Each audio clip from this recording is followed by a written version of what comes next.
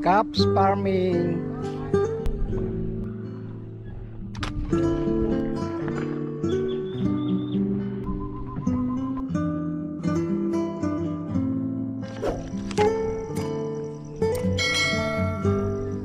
Magandang umaga mga ka-farmers. So ngayon po ay mag-harvest po tayo na rin ating singkang.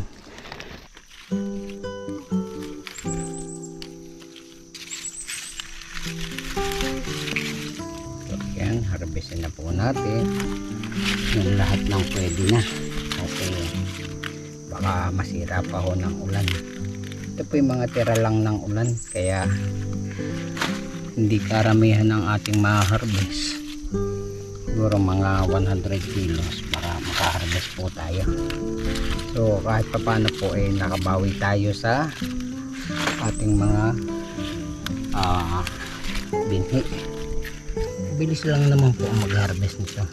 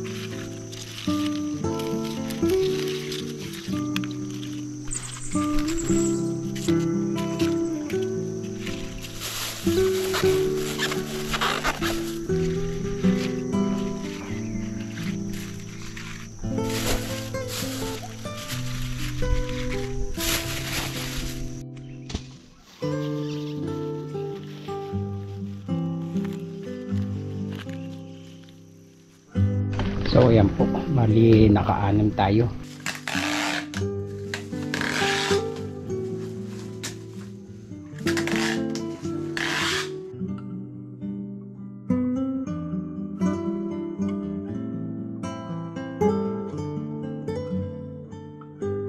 Ngayon po ay mag-i-spray tayo itong ating mga tanim na natira. Ito po yung ating peche, medyo maganda na. Sprayin lang po natin tsaka yung repolyo. So ito na po yung kamatis. Ayan mga ka-farmers, tubo na po siya. Ayan po yung mga kamatis. Ganda po ng tubo. Ayan. Okay. Ito naman yung pechay na itinanim natin noon. Ito naman po yung mga singkang. Ay daming tubo. So yan.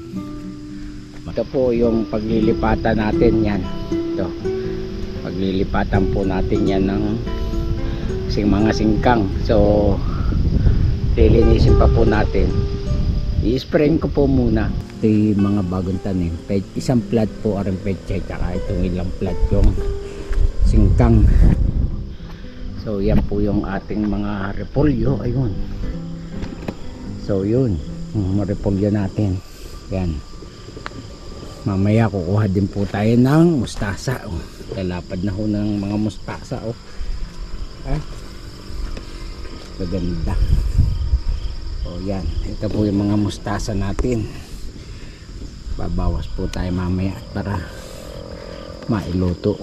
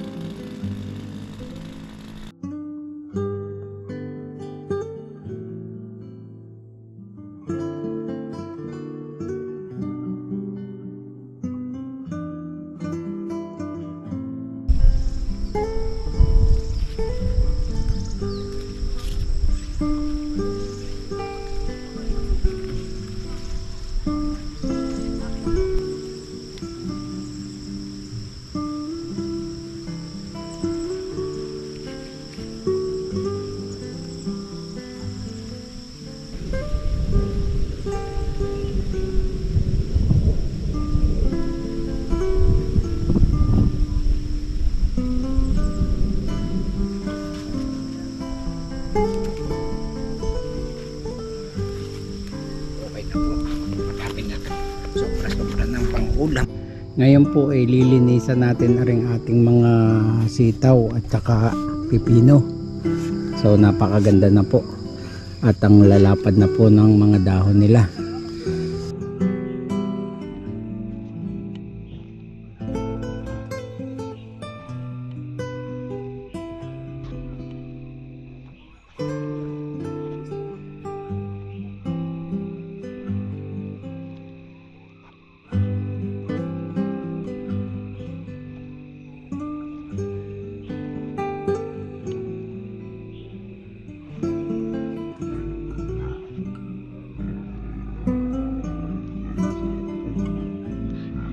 Yan po, nag-start na po siya eh. Lumapang, may panggapang na po siya. Ayan.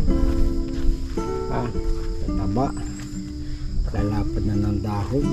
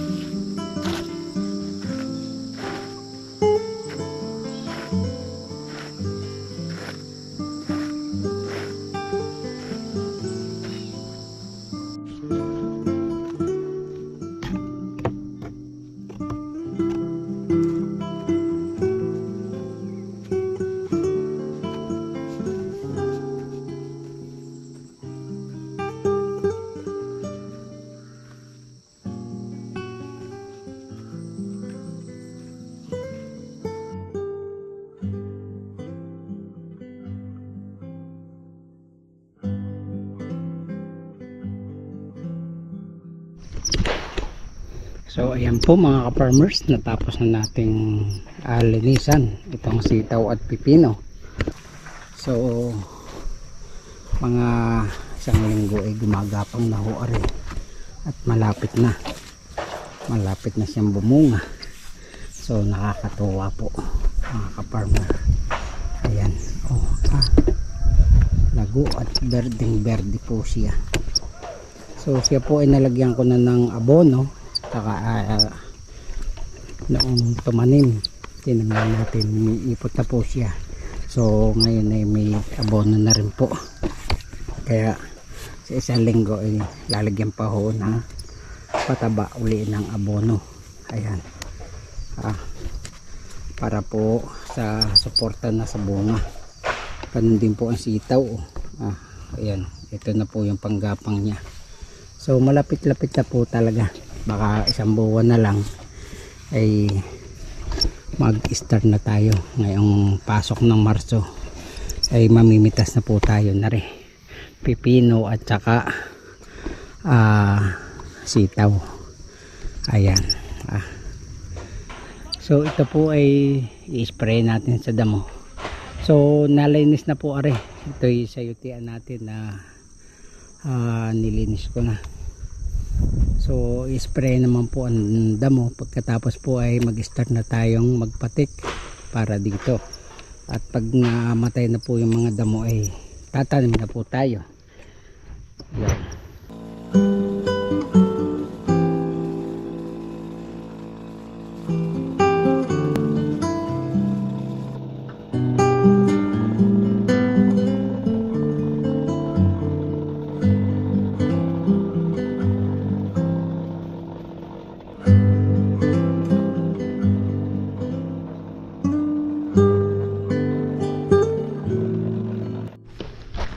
So ayan po mga ka-farmers, natapos na nating sprayin ang ating mga tanim. Kaya lang medyo umulan po, nahugas ang mga ang gamot. Sayang po ang mga gamot na pag ganitong umulan. So mauulit po agad yan kasi nahugas po yung ating spray. At shoutout po muna tayo mga ka-farmers. Shoutout po kay Roy Nilo Macha, Marie Palada, Joe Edson Vlog, Kasangga, Larry, Salvaria, Carlo Solano Niegos. Ganon din po kay Roy Nilo Mix TV, Lloyda Tixon, Joe Loves TV, at saka po sa Sumatisa Family dyan po sa Pasig. Doon po yung si Mrs. at nagbakasyon doon, siguro mag 1 week na po. Shout out po sa inyo, Ate Ninet, Ate Juliet, Ate Wilma, Ate Lalaine, Ate Nessie, kay Kuya Omel, Kuya Ray, at Kuya Marlon. So shout out po sa inyo. Marami pong salamat at God bless po.